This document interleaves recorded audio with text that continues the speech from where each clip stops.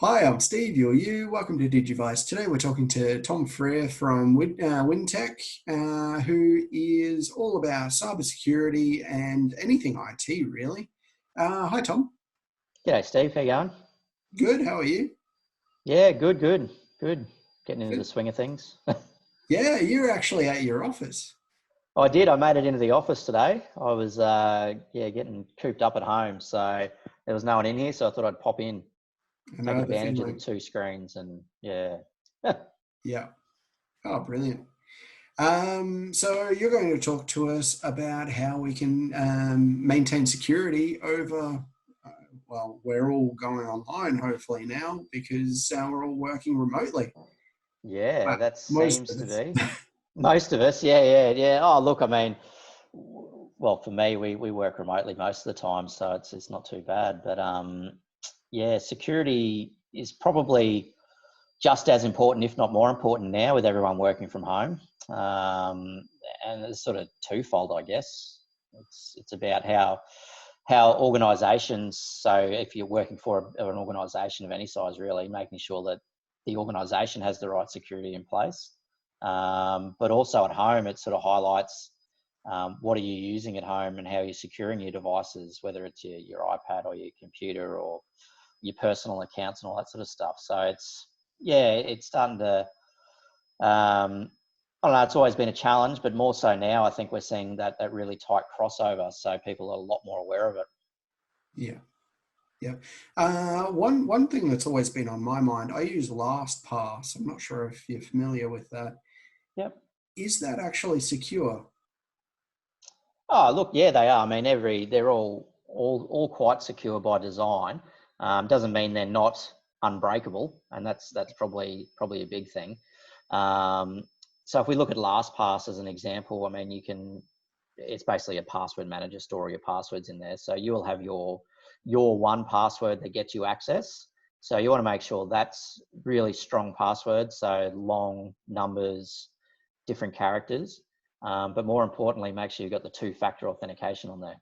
So you get challenged when you log in. So even if someone did steal your password, there's that extra layer of challenge to either send you a text message or there's an app on your phone or something that gives you a code. Yeah, and that's so frustrating, but it's so important as well. It's better than getting your So important. identity. Well, they Yeah. get access to everything if you're using a password manager. Oh yeah, exactly. I mean, look, and that two-factor authentication is just as important on your email as well, whether it's your personal email or your work email. Because if you look at the sort of stats that go around, most security incidents happen through a hacked email. Yeah, wow. And it's mainly that whole phishing sort of approach where someone will send you an email that looks like it's come from someone you know or from a recognized brand or something, and you click on a link, and most of the time those links are designed to try and capture your username and password. Yeah, yeah. What can we do to protect ourselves from those? One of the things that I do is I look at their email address, and usually if it's something dodgy, then it's usually pretty obvious. But they're getting really good. What do you They're recommend getting that we do? really good. So yeah, as you said, the first thing is look at the email address. So not just the display name. So there's two components to an email address. When you see it in your email system, you'll see what's called the display name. Now that can be changed to anything. Mm, Um, so what's important is you click on that from address, and you can click little properties depending on what you're using, and it'll actually tell you what the reply to address is and the address that you use to send it. So that's what you want to be looking for. So if that looks dodgy or you don't know what it is, um, but the other thing to keep in mind is just to be aware of what you're receiving, because that could actually be from a legitimate person and someone that you may know because their email's been compromised. wow. So Yeah. you need that when you're looking at email. There's a level of awareness around: am I expecting that link for this file from XYZ? Did I ask them to send it to me? Am I working on a project that would require them to send that to me or something like that? So it's just that level of awareness. But the other thing is when you're in the email, you can hover over any of the links and stuff that are in there, and it'll show you the address it's going to.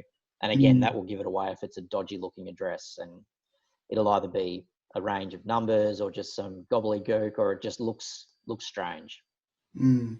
I certainly wouldn't Um, go to Telstra or somewhere like that if it were.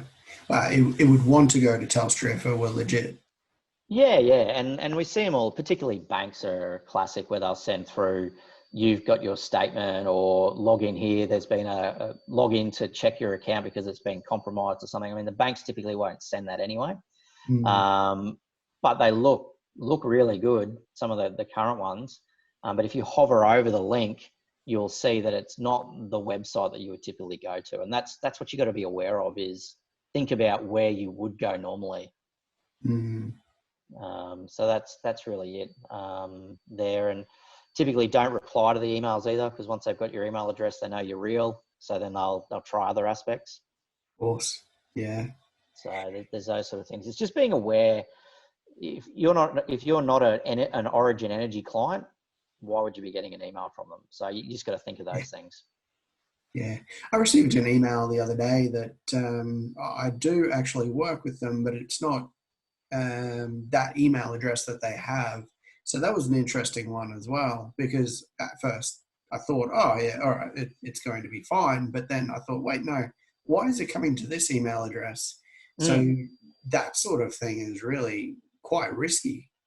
You've got to be It is, mindful. and that's what the attackers sort of prey on. Really, is that you're getting so much email, and most people just want to get through it. Either they're processing it quickly, things like that. So they're looking for those people who are too busy to check, and that's generally what'll happen. And we see that when organisations are targeted, they're mainly targeting their accounts teams. So they'll be sending through dodgy looking or dodgy invoices that look legitimate and could potentially be from a known supplier, but the bank details have been changed and stuff like that. So you've got to have not just a technology component around there, but you've then got to have internal process to vet some of that stuff as well. Yeah, yeah, Yeah. that's So it's becomes more than really just the tech complicated. these days. Of course.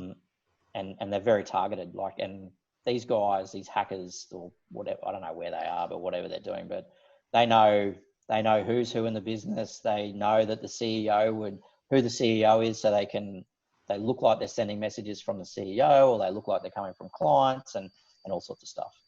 Mm. Well, you can get all that information off of LinkedIn. Mm, yep. And Yeah, they're full-time jobs. These hackers, yeah, they're doing their job well. That's for sure. But yeah. yeah. Yeah, I'm not sure that whether it pays well for the work that they do, but yeah, I don't know. I mean, I don't know what the numbers are, but they're staggering, the amount of money that's lost to yeah. cybercrime. Yeah. Speaking of money being lost, Zoom recently Mm. got hacked. I'm not sure Yeah, how I don't much know was lost there, but uh, oh, look, and this is the thing. This is what happens. I mean, no company is immune from getting hacked, and you can see that. So Zoom is a big multinational company. Um, so, but what's happened, I think, particularly of late, is they've become so much more visible in the marketplace, so much more used with what's happening with the remote work and everything like that, that they've just become a bigger target, and people have started hammering them to look at where the vulnerabilities are. yeah, So I think there was a compromise of all, like a whole pile of user accounts, so login details, um, and things like that. So, and that could be used for anything. It could be used to, if you've got a paid account, I mean, to use that. If there's credit card details on file, they could be trying to get those. yeah, So I don't think there was any credit card information leaked or stolen, as far as I know, but still, usernames and passwords, they get you access to a lot. yeah, Um, yeah, and think about this: is what username and password did you use to sign up for Zoom? I bet you it was the same. I bet you it's your email address, your corporate email address, so they know that's legit now. And secondly, chances are people are using the same password across all their accounts. yeah. So if they've got your Zoom account now, then they potentially will start trying to hack your email account. Of course. Yeah. Yep. So it's a doesn't matter where they get in, they'll find, then they'll expand out from there. Crazy. So what can we do? Like obviously, if they hacked Zoom as a company directly, there's not really much that we can do as business owners. But what can we do to protect our Zoom calls? Because you were saying that sometimes there's people jumping on that Yeah, aren't there supposed to was be in the incidents as well meeting. where the meeting, because it's a random ID generated, someone's come up with the algorithm, I guess, and worked out how they're generated. Um, and then if you're not securing your Zoom meeting with a password and that sort of stuff, then there's no reason that someone couldn't click on the same URL and jump into your meeting. Mm, So that's why password protect your meetings. Also, as Zoom has been compromised, make sure you change your login to your Zoom. So you're changing that. Change those things regularly as well. If you're using something like LastPass, you can generally see how long it's been since you've changed the password. And particularly if are using something like LastPass, use a really complicated password as well. yeah. Um, like it literally a password that makes no sense, because with LastPass, you'll never have to use it yourself. You just copy and paste it or insert it in the browser. So make it long and complicated. Yeah, and it actually gives you the option to generate a password as well. I'm sure they Mm. all do. Yeah, Oh, most of them do, yeah. And those passwords are generally they're randomized. They're using uppercase, lowercase, non-alpha numbers, all sorts of stuff, which is what you want. You want them to be that sort of 8 to 12 characters as a minimum, mm, and as random as possible. mm. I've started using a waiting room as well. So Yep. I've actually got to admit people into our meetings. Yeah, and that's a good process, because then if I had forwarded the email or something either inadvertently or on purpose to someone else, there's no reason that that person couldn't connect into the meeting. So if you've got the waiting room side of things set up, then you can see who's trying to connect and go, well, hang on, who is that person? Why are they trying? That's not the meeting I'm having. Mm, And generate new meetings every time as well. So don't use the same meeting where possible, the same meeting URL. So it's changed every time is ideal. hmm. I'll have And to. that goes across whether it's Zoom or Teams or GoToMeeting. They're all the same. So Yeah, yeah.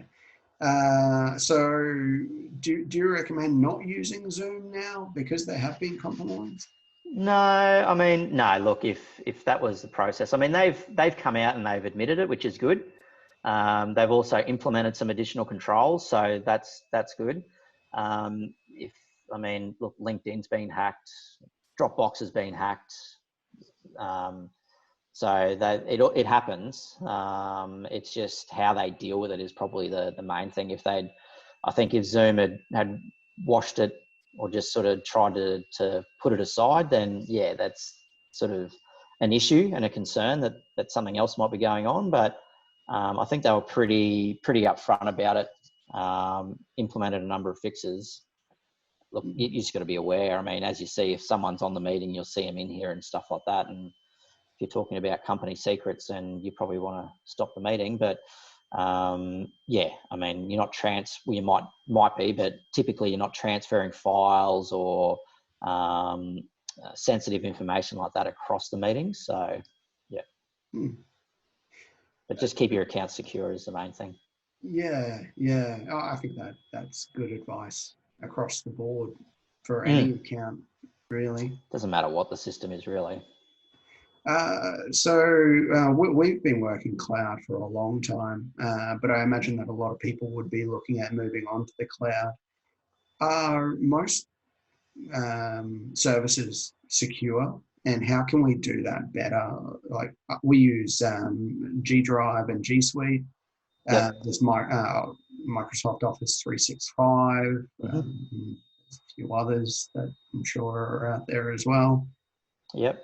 Zoho, So I think, is one. Zoho is another one. Yep, yep. So there's quite a few out there. I mean, you've got the big three you've sort of named there, Mm, and I think that's probably the first thing is make sure you are partnering with a reputable provider in that sense, and looking at those organisations that can deliver enterprise grade solutions. So when we're a Microsoft partner in that sense, so it's about, well, Microsoft, we know that they're geared to delivering enterprise grade solutions, and a lot of that that technology and that R&D and that investment is then flown down into all their platforms and products. So there's that level of confidence there. That's the first thing. I think whether it's Gmail or whether it's Office 365 or Zoho, I think a couple of key things stand out is individual usernames and passwords. So you're not sharing accounts with people. Yeah. I think that's a pretty big thing. So what we typically would recommend is what we call named accounts. So a Tom Freer account, a Steve account. So it's you, signed to you, you're the one logging into it. So if it's compromised, we can lock that down straight away.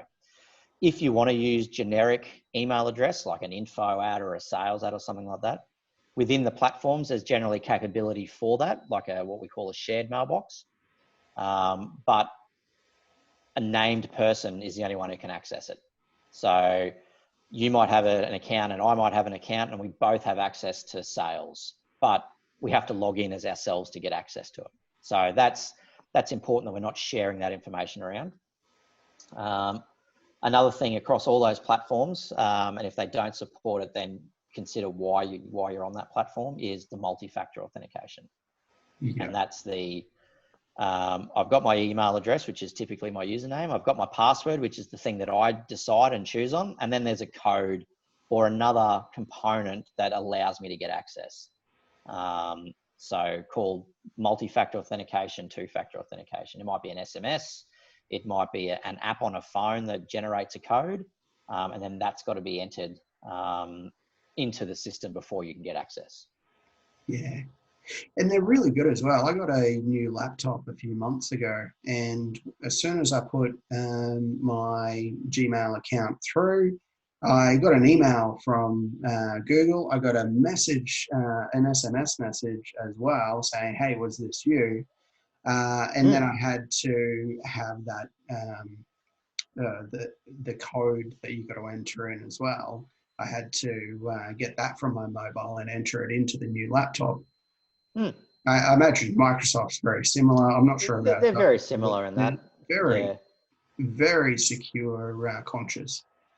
Yeah, and look, I mean, those sort of organizations have to be, because they are the targets, the Googles, the Microsoft. Yes. I mean, Microsoft spend billions of dollars a year just on security. So the fact is that you can now, as an Office 365 client user, you're getting access to that investment all the time. So there's the logging, there's where you're logging in from. You didn't log in from here yesterday and you couldn't have got there that quickly type thing. So it throws alerts, what we call conditional access and risk access and things like that. So if your account suddenly gets logged into in Russia, but you logged into it from Brisbane this morning, well, that's a suspect login. So it'll start to question what's going on there and block that access and things like that.